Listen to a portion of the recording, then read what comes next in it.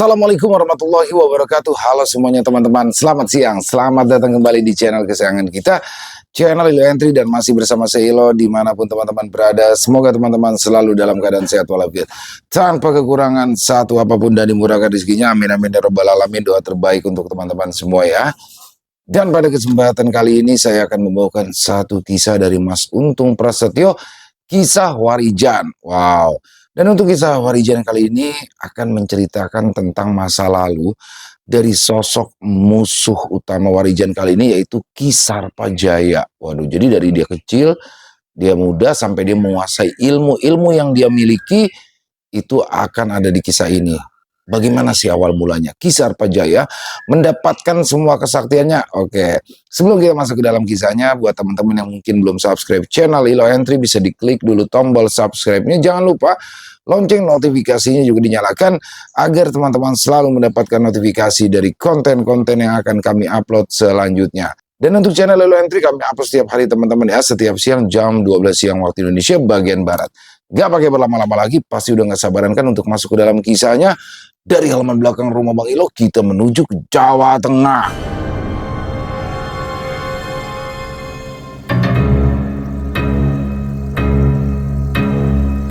Perjalanan hidup anak dalang wayang kulit. Kisah Warijan.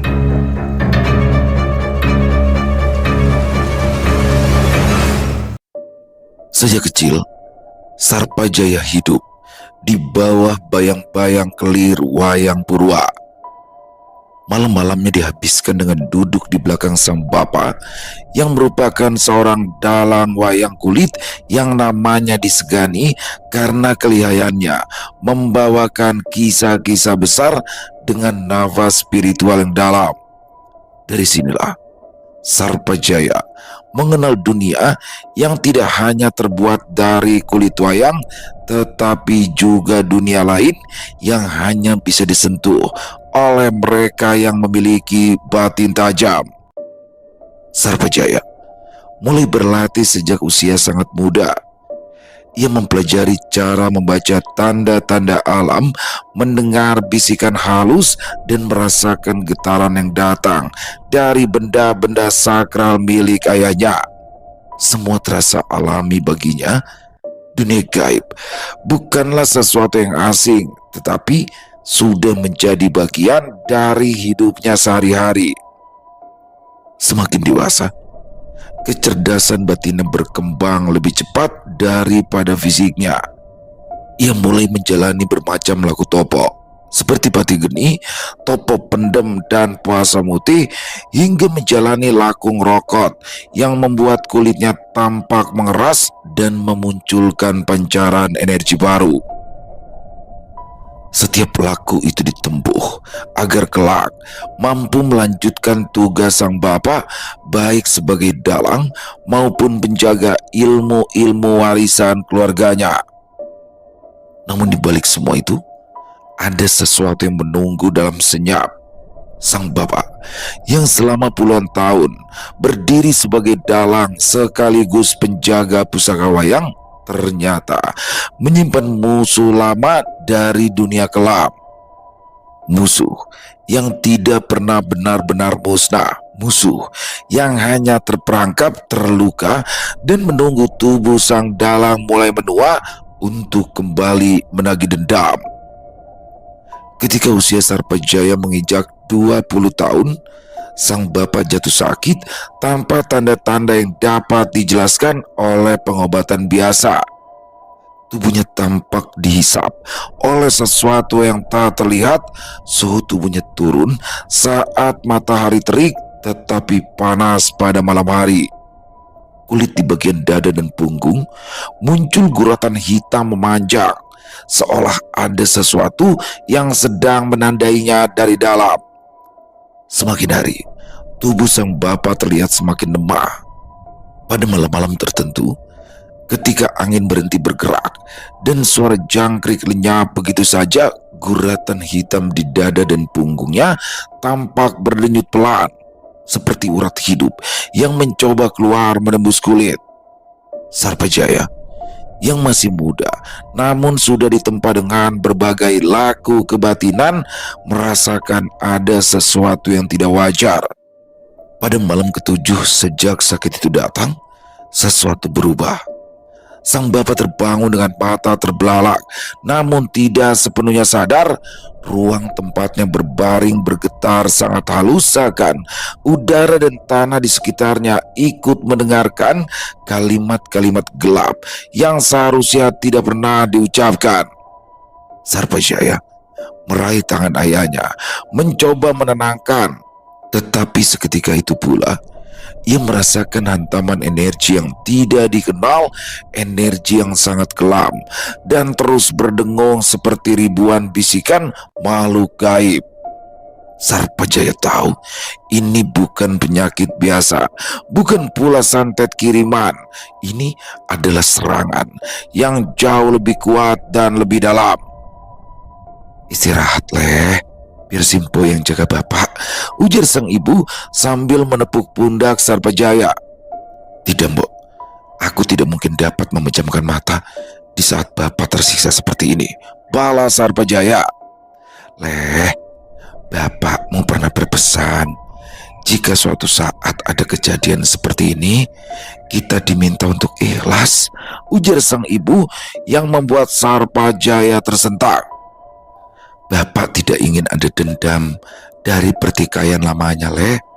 Selain itu, keinginan terbesarnya hanyalah menjadikanmu sebagai penerus, menjadi seorang dalang yang melestarikan kebudayaan. Sarpajaya hanya terdiam mendengar apa yang dikatakan oleh ibunya. Malam itu, di luar rumah, suasana terasa berbeda dari biasanya. Sarpajaya yang duduk di serambi rumahnya tiba-tiba dikejutkan dengan pusaran angin yang meliuk dengan pola aneh. Sarpajaya merasakan secara jelas bahwa antara alam manusia dan dunia kelam sudah robek. Dan di tengah kekacauan kecil itu, untuk pertama kalinya Sarpajaya menyaksikan sebuah fenomena aneh.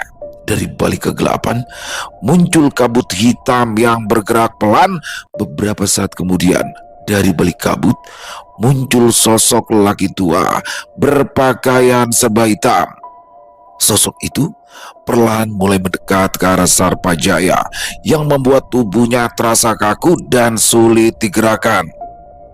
Kau tidak perlu takut, Nger. Aku datang bukan untuk mencelakaimu, tapi aku datang untuk memberitahu tentang apa yang menimpa bapakmu, ujar sosok makhluk gaib tersebut. Iya, Mbah, jawab Sarpajaya. Dengarkan aku baik-baik, Nger. Guratan hitam di tubuh bapakmu bukanlah gejala serangan gaib biasa.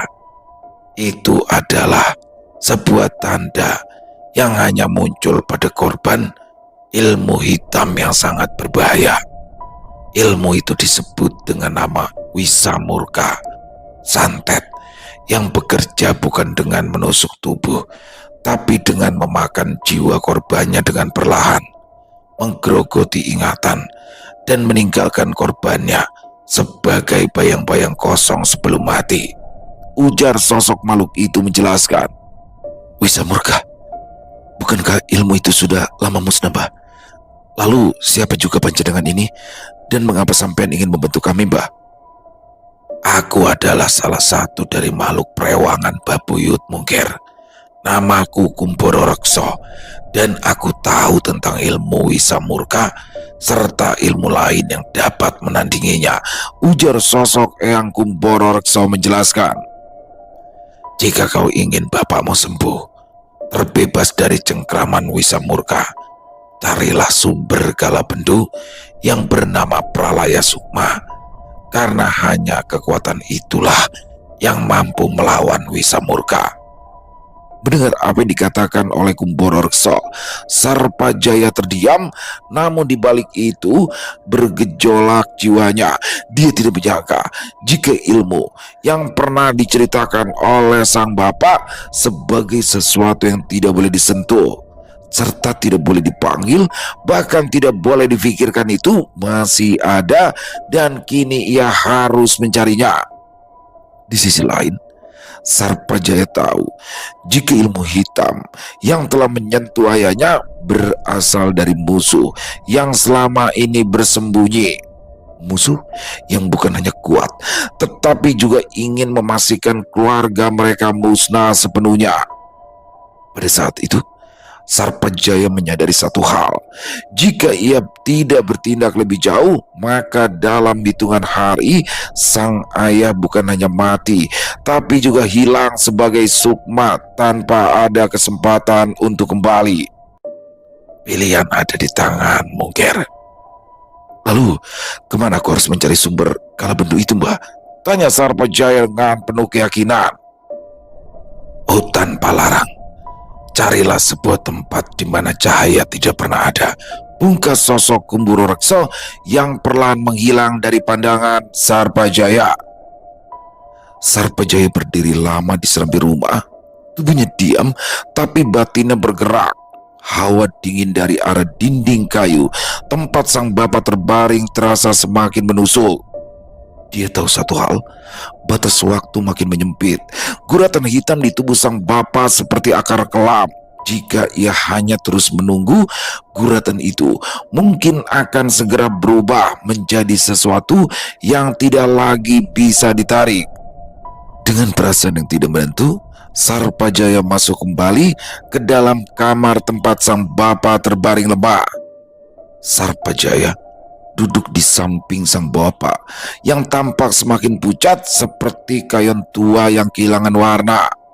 Sarpajaya membungkuk pelan, menyentuhkan dahinya di punggung tangan ayahnya. Ada hawa dingin, tetapi juga guratan hangat yang masih tersisa. Ketika Sarpajaya bangkit, langit bagian timur mulai memerah samar. Dia menghela nafas sambil terus menundukkan kepala. Dan dengan tekad, dia memilih untuk pergi mencari sesuatu yang terlarang itu, sumber kala bendu yang bernama Pralaya Sukma. Hutan Palarang berada jauh di timur laut, di balik dua bukit kecil yang jarang dilewati orang karena tempat itu dianggap tidak pernah menerima cahaya. Bukan karena tertutup perpohonan, tetapi karena ada wilayah di dalamnya yang tidak mengenal siang. Sebuah tanah yang dibiarkan kosong bahkan oleh para pelaku spiritual.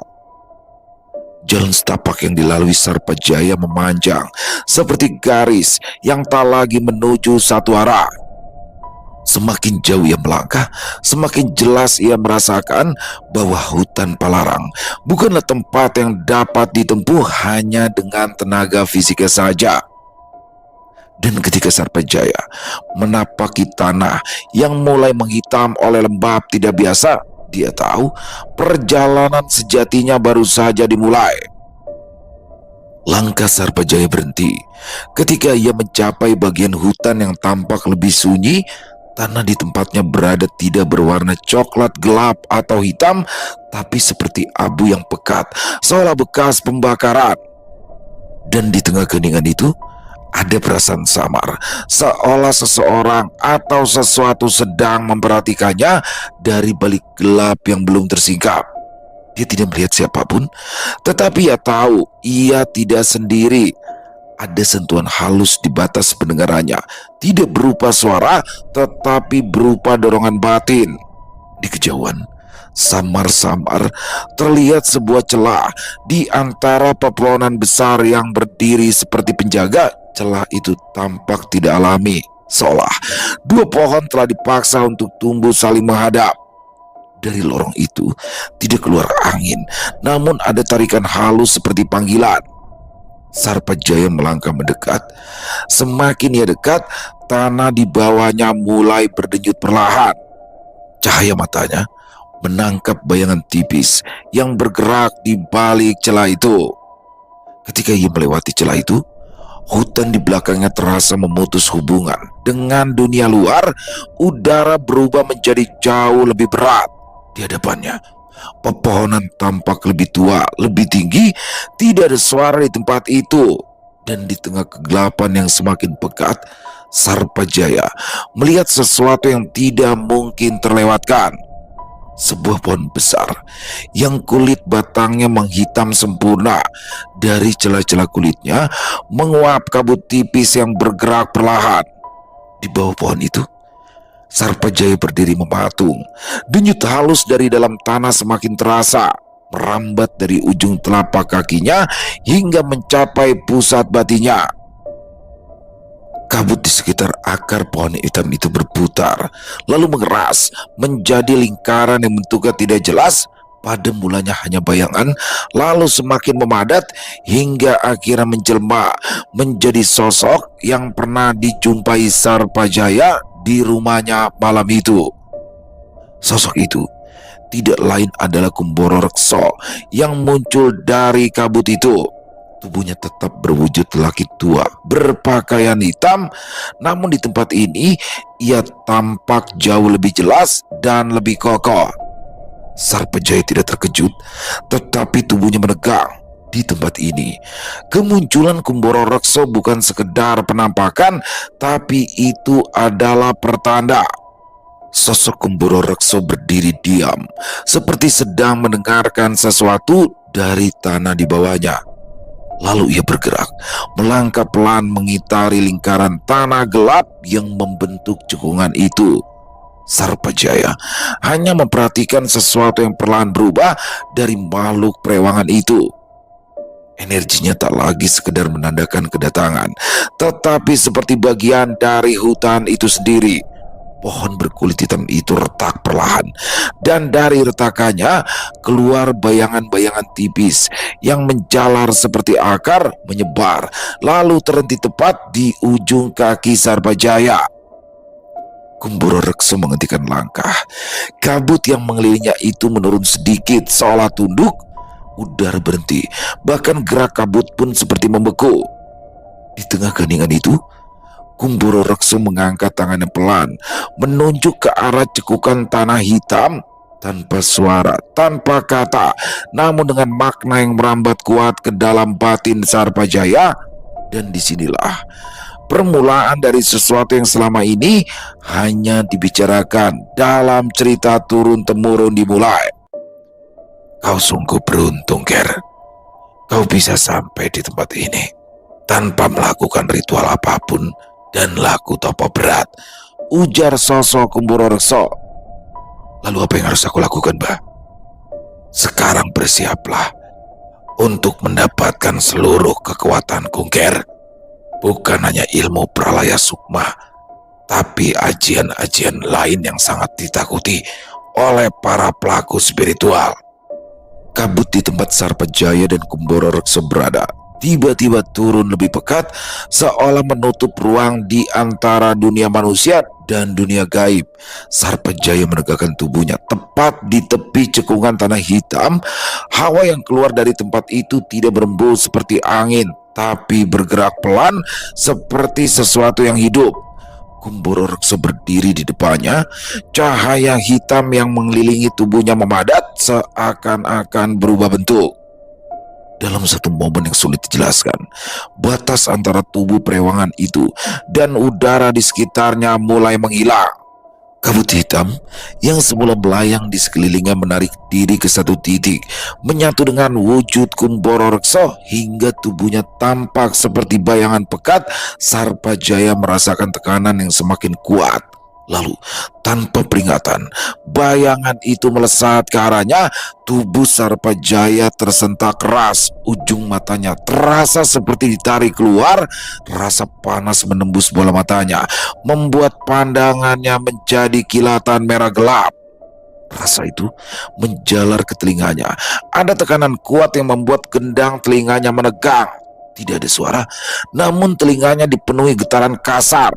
Getaran itu bergerak ke dalam, memukul syaraf pendengarannya berkali-kali hingga ia kehilangan keseimbangan. Hidungnya mulai terasa berat, rongga di dalamnya seperti dipenuhi asap tebal yang panas namun tidak terhirup. Tekanan kemudian turun ke tenggorokan. Sarpajaya menunduk paksa. Tubuhnya bergetar saat jalur napasnya seperti dibakar dari dalam. Saat rasa itu mencapai tangannya, jari-jarinya kaku, setiap ruasnya seperti dipelintir dari dalam. Setelah itu, kakinya kemudian dihantam oleh rasa serupa. Dalam semua rasa sakit itu, satu hal paling terasa, sesuatu sedang masuk bukan hanya ke tubuhnya, tapi ke seluruh aliran tenaganya. Kumboro Rekso tidak sekedar mendekat, tapi ia menyatu. Ketika tekanan itu mencapai puncak, tubuh Sarpajaya tersentak sekali lagi, punggungnya menegang, seperti ditarik dari dua arah. Cahaya hitam yang tadi mengepul dari hutan kini mengelilingi tubuhnya berputar. Lalu dalam satu hentakan semuanya masuk. Sekujur tubuhnya merasakan guncangan besar. Rasa sakit itu memuncak. Kesadarannya justru dipaksa tetap hidup agar ia menerima setiap bagian dari perewangan itu tanpa menolak. Setelah beberapa saat, hawa baru menggantikan panas dan dingin menjadi lebih sejuk dan lebih hidup. Tatapan Sarpajaya berubah. Pandangannya tak lagi menangkap hutan semata, tetapi juga gerak halus di baliknya. Di dadanya ada denyut baru. Kumboro Rekso telah menyatu dan Sarpajaya bangkit dengan tubuh yang bukan lagi miliknya sepenuhnya. Setelah tubuhnya kembali normal, Sarpajaya berdiri perlahan. Ia tidak merasa ringan ataupun kuat. Perubahan yang dialami Sarpajaya justru menghadirkan rasa ketidaknyamanan. Penglihatannya menjadi terlalu tajam. Hutan yang sebelumnya tampak gelap kini terlihat penuh garis samar. Pendengaran juga berubah. Suara-suara kecil yang biasanya hilang di balik jarak kini terdengar dengan jelas. Nafasnya juga berbeda. Setiap hembusan terasa lebih berat, seperti ada sesuatu yang ikut bergerak di dalam dadanya. Ketika ia menggerakkan jari-jarinya, sendi-sendinya terasa lebih padat. Tenaganya meningkat, namun bukan tenaga yang ingin dilepaskan, lebih mirip tenaga yang menunggu perintah dari sesuatu yang mengenal tubuh itu sendiri. Hawa di sekitar tubuhnya juga berubah, seperti merespon keberadaan baru dalam dirinya. Kabut hitam yang tadi menyelimuti Kumboro Rekso kini meresap menjadi bagian dari nafasnya. Itulah perubahan pertama yang ia rasakan. Ia tak lagi sendirian karena di dalam tubuhnya ada sosok Kumboro Rekso yang bersemayam. Saat perubahan itu mencapai puncak, hutan Palarang memberi reaksi. Pohon-pohon di sekitarnya bergetar ringan, bukan oleh angin, tapi oleh kehadiran baru yang memancar dari tubuhnya. Kabut yang selama ini menggantung tiba-tiba terurai dan menjauh dari Sarpajaya seolah menolak bersentuhan. Hening hutan berubah, bukan lagi hening menunggu, melainkan hening yang menandakan kehadiran dari sesuatu yang telah lama menghilang. Perubahan itu menegaskan satu hal. Ilmu Pralaya Sukma yang selama ini dianggap musnah bersama tubuh Kumboro Rekso kini hidup kembali melalui raga Sarpajaya, dan hutan Palarang adalah tempat pertama yang menyadarinya. Akhirnya, setelah ratusan tahun, aku berada dalam titik terlemahku. Kini aku kembali mendapatkan tempat yang dapat mengembalikan seluruh kekuatanku, ujar Kumboro Rekso yang terdengar bergema dalam benak Sarpajaya. Apa maksud sampean, Bah? Aku tidak mengerti, ucap Sarpajaya sambil memandangi kedua tangannya. Ger, saat ini aku hidup di dalam tubuhmu, dan aku akan memberikan seluruh kekuatan dan kesaktianku padamu. Kau bisa melakukan apapun tanpa bersusah payah menjalani laku topo dan berbagai macam ritual. Tapi kau harus memberikanku darah dari manusia yang belum memiliki dosa, balas Kumboro Rekso menjelaskan. Lalu di mana Pralaya Sukma yang sampean katakan itu, Mbak? Pralaya Sukma ada dalam kehendakmu, Ger. Bukan cuma itu, banyak ilmu ajian lain yang sekarang kau miliki. Ada ajian Raga Muspra yang dapat mempersingkat jarak dan waktu ke tempat yang kau inginkan.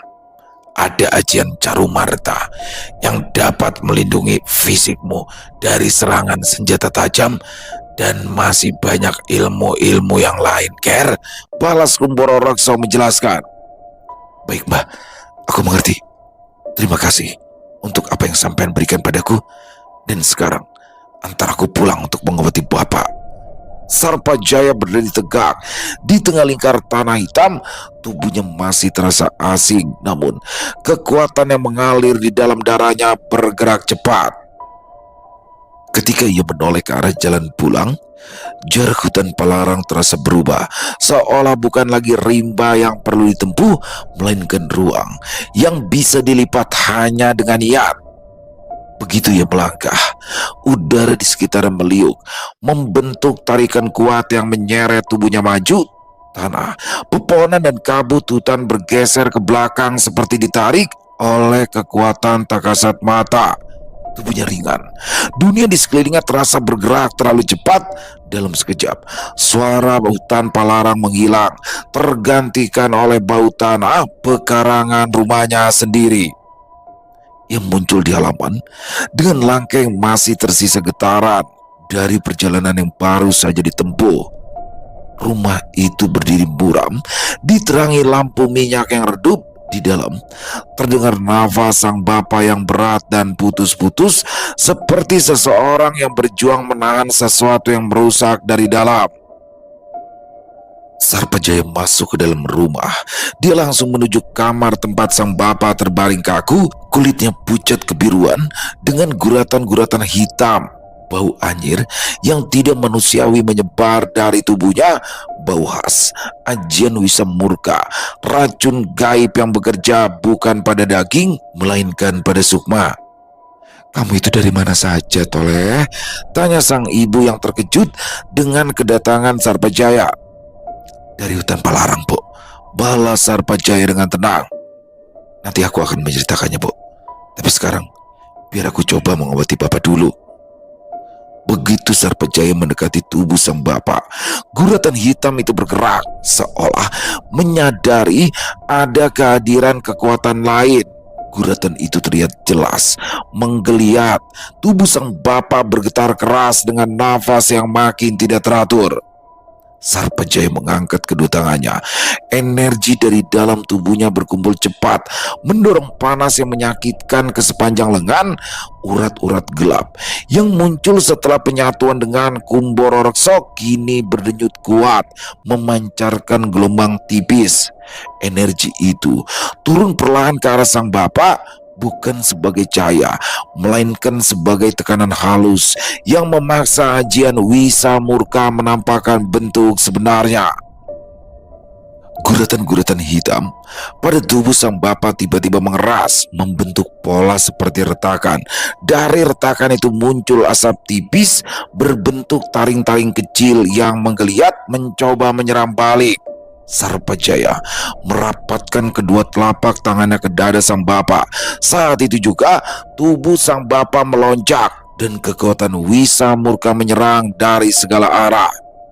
Namun kekuatan Pralaya Sukma bergerak lebih cepat. Gelombang panas dari dalam tubuh Sarpajaya pecah, menyapu seluruh ruangan. Asap hitam Wisa Murka menjerit, lalu terpaksa terkumpul di satu titik di atas dada sang bapak. Titik itu mengecil, berputar, lalu terlepas dari tubuhnya sebagai gumpalan gelap yang bergerak liar. Sarpajaya menggenggam udara di depannya. Kekuatan yang ia miliki menarik gumpalan itu dengan paksa. Gumpalan Wisa Murka mengecil, bergetar, lalu luruh menjadi debu hitam. Tubuh sang bapak mereda. Nafasnya kembali panjang. Guratan hitam yang menjalar di kulitnya memucat perlahan, lalu hilang. Sarpajaya berdiri. Tubuhnya berdenyut dengan sisa energi yang masih liar di dalamnya. Rumah itu kembali tenang. Namun ketenangan itu menyimpan kenyataan baru, bahwa ia kini memiliki sesuatu yang bahkan hutan Palarang pun tunduk padanya. Beberapa hari telah berlalu. Sejak sang bapak terbebas dari wisa murka, tubuhnya pulih perlahan, warna kulitnya kembali normal, dan langkahnya sudah tak lagi goyah. Rumah joglo milik sang dalang kembali dipenuhi suara dan aktivitas sederhana, suara kayu dibelah, suara air ditimba, dan aroma masakan yang selama beberapa hari sempat menghilang. Ketika sang bapak benar-benar pulih, Sarpajaya merasa waktunya sudah tiba. Ia duduk di serambi depan, memandangi halaman yang lembab oleh hujan semalam. Sang bapak ikut duduk di sampingnya, membawa ketenangan yang selalu menjadi cirinya. Namun, ketenangan itu membuat Sarpajaya semakin yakin bahwa ia tak bisa menyembunyikan apapun lebih lama. Sarpajaya mulai membuka seluruh kejadian yang dialaminya, tentang pertemuan dengan sosok Kumboro Rekso, tentang perjalanan ke hutan Palarang, lalu saat Kumboro Rekso merasuk ke dalam tubuhnya, dan tentang bagaimana seluruh ilmu yang dulu dianggap musnah kini hidup kembali melalui dirinya. Ia menceritakan perlahan satu persatu tanpa menambah atau mengurangi. Sang bapak mendengarkan tanpa menyela. Wajahnya tidak berubah, namun sorot matanya dipenuhi kekhawatiran yang dalam. Tangannya mengepal di atas lutut, bukan karena takut pada Sarpajaya, melainkan pada beban yang kini harus ditanggung anak itu. Sarpajaya menjelaskan bagaimana ia kini mampu merasakan energi yang tidak pernah dipahami manusia biasa, bagaimana tubuhnya bereaksi terhadap niat buruk yang lewat di sekitar rumah, bahkan bagaimana dunia halus seakan mengenalinya sebagai sesuatu yang perlu mereka jauhi. Dia juga menceritakan rasa sakit ketika Kumboro Rekso masuk ke tubuhnya, rasa yang hingga kini masih meninggalkan sisa panas setiap kali ia menggunakan sedikit saja dari kekuatan itu. Dan ketika semua itu selesai ia ungkapkan, udara antara keduanya menjadi berat. Sang bapak menunduk, lalu menatap anaknya tanpa sedikit pun kata. Dari raut wajahnya terlihat bahwa ia menerima kenyataan itu meski tidak sanggup menyetujuinya. Ada rasa syukur karena hidupnya telah diselamatkan, tetapi juga ada rasa takut terhadap harga yang harus dibayar Sarpajaya. Semuanya sudah terjadi, Le, ujar sang bapak dengan wajah tertunduk. Maafkan aku, Bapak, balas Sarpajaya dengan wajah penuh penyesalan. Tidak perlu meminta maaf, Le. Justru Bapaklah yang seharusnya berterima kasih kepadamu, ujar sang bapak dengan tatapan teduh. Tapi satu hal yang harus benar-benar kau jaga, Le. Jangan pernah kau memberikan persembahan pada Kumboro Rekso dengan darah dari keluarga kita. Kau harus bisa menyiasati dan mendapatkan nyawa dari manusia yang belum berdosa untuk makhluk itu, imbu sang bapak dengan tegas. Perkataan sang bapak itu membuat Sarpajaya menunduk. Ia merasakan dua hal sekaligus, beban yang makin berat dan tekad yang perlahan menguat. Peringatan itu bukan sekedar nasihat seorang ayah, tapi batas yang tidak boleh disentuh, sekalipun ia kini memiliki kekuatan yang mampu menundukkan ajian mematikan seperti wisa murka. Sang bapak bangkit perlahan, meninggalkan Sarpajaya sendirian di serambi. Cahaya sore jatuh menimpa halaman rumah yang lembab oleh hujan. Sarpajaya memejamkan mata, mencoba menenangkan getaran halus yang sejak tadi berdenyut dari dalam tubuhnya. Denyutan itu bukan berasal dari dirinya, melainkan dari sesuatu yang bersemayam di dalamnya, yang menjadi tanda tuntutan halus dari Kumboro Rekso yang mulai menunjukkan pengaruhnya. Hari-hari berikutnya, peringatan sang bapak terus terngiang setiap kali ia merasakan dorongan aneh dari dalam tubuhnya. Daya itu tidak datang sebagai suara, tetapi sebagai rasa haus yang aneh. bukan haus air, melainkan haus pada energi hidup manusia yang bersih dari dosa. Terkadang dorongan itu muncul seperti rasa panas di tenggorokan, terkadang berupa tekanan kuat di dada. Sarpajaya harus menahannya, mengekangnya agar tidak berkembang menjadi kehendak yang sulit ia kendalikan. Di sisi lain, sumber tekanan itu semakin sering muncul. Sarpajaya mulai memahami bahwa Kumboro Rekso tidak sepenuhnya tidur di dalam tubuhnya. Makhluk itu bertahan diam, menunggu, merasakan, dan sesekali menguji ketahanan jiwa Sarpajaya. Bukan dengan kata, tapi dengan dorongan-dorongan kecil yang seakan ingin melihat sampai mana batas kendalinya. Setiap malam, dorongan itu semakin tajam. Tubuh Sarpajaya memanas, nafasnya memburu, dan pandangannya pernah sekali berubah gelap sebelum ia memaksa dirinya kembali sadar. Kekuatan itu ingin digunakan, ingin diberi makan, dan ingin melanjutkan siklus lama yang pernah menjadi bagian dari sejarahnya. Namun Sarpajaya tetap bertahan. Ia menjaga diri sekuat mungkin agar tidak melampaui nasihat sang bapa. Meskipun tekanan dari dalam semakin kuat, dia sadar bahwa satu langkah saja ia melakukan kesalahan dapat membawa malapetaka bagi keluarganya sendiri. Hingga akhirnya pada malam ke-9, Sarpajaya tak mampu lagi mengendalikan dirinya. Hawa panas dari dalam tubuhnya seperti mendorongnya untuk keluar rumah. Langkahnya terarah tanpa ia sadari. Bukan berjalan, tetapi seperti ditarik oleh sesuatu yang mengenali kebutuhan barunya. Malam itu, di dalam keadaan lengang, lampu-lampu minyak sudah padam di sebagian besar rumah. Hanya cahaya redup dari langit mendung yang memberi bentuk pada jalan setapak. Sarpajaya melangkah menuju bagian desa yang jarang ia datangi. Sebuah area dekat pematang sawah tempat anak-anak kerap bermain di siang hari. Jantungnya berdetak cepat, bukan karena takut, tetapi karena tubuhnya merespon sesuatu yang mendekat. Dari kejauhan, terlihat seorang anak kecil berjalan seorang diri sambil membawa batang bambu kecil. Anak itu tampaknya baru pulang dari rumah kerabat setelah acara kenduri. Ia tidak tahu bahwa seseorang sedang mengintainya dari balik kegelapan. Sarpajaya berhenti. Ketika ia melihat anak itu, dorongan dari dalam tubuhnya melonjak.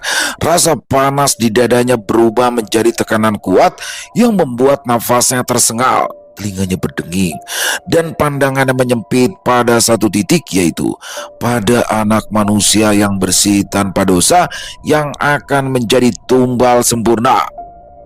Namun Sarpajaya tidak langsung bergerak. Ada perlawanan kecil dari dalam dirinya sendiri, bagian yang masih memegang teguh ajaran sang bapa, tapi bagian lain terus menuntut hal sebaliknya. Dua kehendak itu bertabrakan di dalam tubuhnya, membuatnya bergetar hebat. Anak itu tiba-tiba saja berhenti. Ia menoleh ke arah persawahan, mungkin karena mendengar sesuatu, namun tidak melihat apapun. Sarpajaya masih diam dalam kegelapan, namun naluri baru dalam dirinya mendorongnya semakin dekat. Dan ketika anak itu kembali berjalan, Sarpajaya kehilangan kendali saat tubuhnya seperti bergerak dengan sendirinya. Dia melangkah cepat tanpa suara, lalu dalam hitungan detik jarak di antara mereka hilang seperti terhapus. Di tengah pematang yang sepi, Sarpajaya berdiri di belakang anak itu. Angin berhenti bergerak, malam menjadi hening.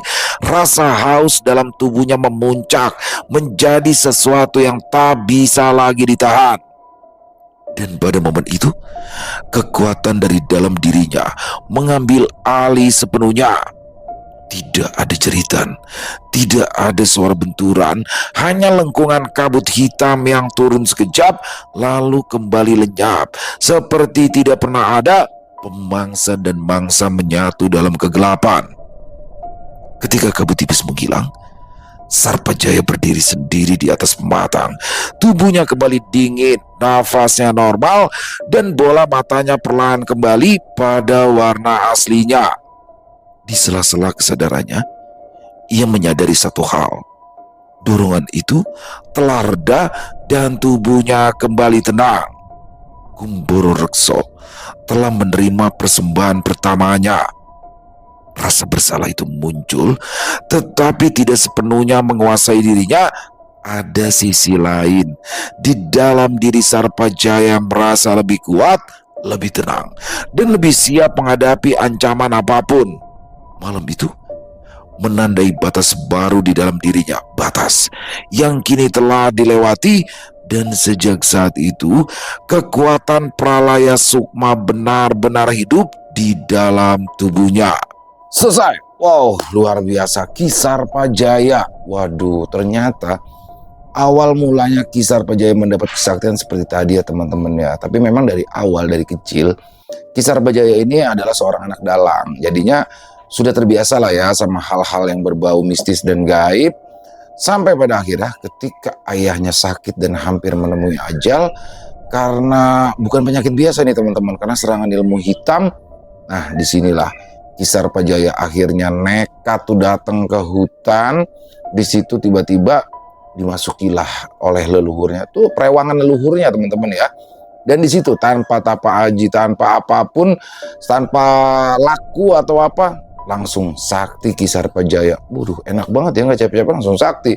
Tapi itu adalah jalan hidup yang mana akhirnya sayangnya apa? Ki Sarpajaya menggunakan ilmu kesaktiannya itu untuk hal yang tidak baik. Dan karena ya jelas dam, itu ilmu hitam teman-teman. Karena di sini sosok yang merasuki Ki Sarpajaya meminta tumbal anak yang belum memiliki dosa, berarti anak kecil yang belum akil balik teman-teman. Waduh, ya jelas aja dah. Ini ilmunya pasti nggak baik ya. Dan di sini orang tuanya cuma pesen satu, jangan ambil dari keluarga. Ngeselin gak coba orang tuanya? Kan sama aja, silakan lo ambil nyawa anak nggak berdosa, tapi jangan dari keluarga. Dosanya parah juga nih bapaknya nih. Dan yang mana pada akhirnya Ki Sarpajaya berkembang hingga besar dan bertemu dengan Warijan sekarang. Untuk next episode, apakah Ki Sarpajaya berhasil ditumbangkan oleh Warijan bersama dengan Ki Condrowongso dan Joyowongso? Oke, jangan sampai ketinggalan untuk minggu depan kisahnya teman-teman. Dan terima kasih kepada Mas Untung Prasetyo atas kisahnya. Ditunggu lagi untuk kisah Warijan selanjutnya, dan semoga teman-teman terhibur ya dengan kisah barusan. Mari kita ambil hikmah yang baiknya saja dan dibuang yang buruk-buruknya. Buat yang suka dengan videonya, bisa diklik tombol like-nya, tombol jempolnya, boleh juga dibantu di-share ya link videonya ini ke teman-teman yang lain agar juga ikut merasa terhibur. Buat yang punya komentar lain, bisa menuliskannya di dalam kolom komentar ataupun hanya sekedar saling menyapa. Insya Allah kami akan membalasnya satu persatu. Di akhir kata, saya Ilo mengucapkan permohonan maaf apabila mungkin dalam pembawaan kisahnya barusan ada kata-kata saya yang salah ataupun ada kata-kata saya mungkin yang kurang berkenan. Saya mohon dibukakan pintu maaf yang seluas-luasnya. Sampai berjumpa lagi di konten-konten kami selanjutnya. Masih bersama saya Ilo di channel Ilo Entry. Salam sehat, sukses selalu untuk kita semua. Wassalamualaikum warahmatullahi wabarakatuh.